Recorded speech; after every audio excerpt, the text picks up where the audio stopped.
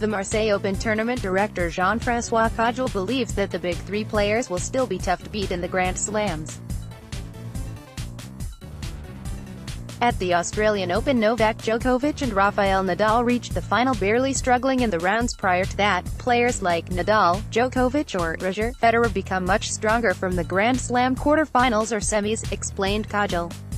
And since they rarely struggle in the early rounds, they come to that with a bigger freshness. So it's very complicated for their opponents. We have a generation that moves a little bit everything, three aliens. Rafael, who has an amazing game, who is often compared to John McEnroe, has not the same accurate game style. Zverev, I can compare him to an Ivan Lendl, but he has not the same physical and mental power. Chung, we can compare him to Mats Wilander or Michael Chang, but he still lacks something. Will this little something ever be filled? Tsitsipas is a great player, but he is still fragile. No, I do not see somebody taking over Djokovic, Nadal or Federer until they are there. On Hugo Humbert, who got a main draw wild card, Caujolle added, I would not put limits on him.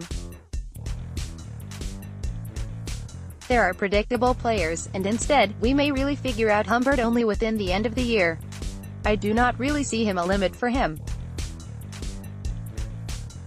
He has freshness, powerful shots. And I like players who have unexpected shots. I like controversial players a lot. Nick Kyrgios is the one I prefer, even if he is not a next-gen anymore. There are also Felix Auger-Aliassime and Denis Shapovalov. But I like Chung's tennis a lot too. Stefanos Tsitsipas has a very interesting return too. The two games I identify less are Borna Coric and Sasha Zverev. But it's not a judgment on the player. For example, you do not know what Shapovalov will do when he hits the ball.